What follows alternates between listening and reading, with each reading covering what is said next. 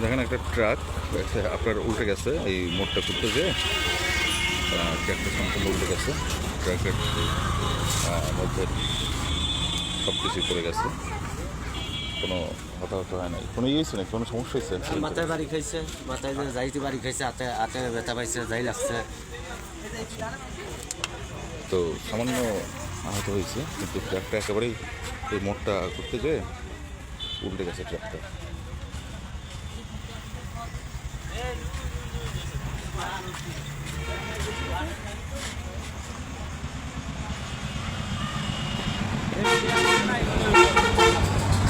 গাড়ি তো পার্ক ছিল, পার্ক মধ্যে একটা ট্রাক ছিল, ট্রাকটা উল্টে গেছে, বড় একটা ট্রাক।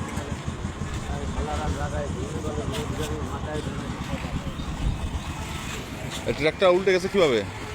জায়গায় গুল্লি দিছে, জায়গায় গুল্লি দেওয়ার জন্য যে টিলের পার উঠে গেছে, টিলের পার ওঠার কারণে জায়গা পোল্ট্রি খেয়ে পড়ে গেছে।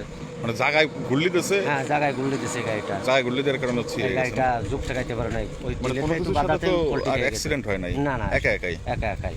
আচ্ছা, তাতে মনে হচ্ছে যে ড্রাইভারের ইয়ে ছিল, মানে তেমন একটা ক্ষতি হয় নাই, হালকা একটু মাথায় বাড়ি খাইছে, স্টারে কাটে, আর হাতে একটু চাপ খাইছে। আচ্ছা, মানে ড্রাইভারের নিজের ভুলেই আর কি এটা হয়েছে? নিজের বলে এটা হয়েছে, ঠিক আছে। এটা অন্য কারো দোষ নেই। আচ্ছা,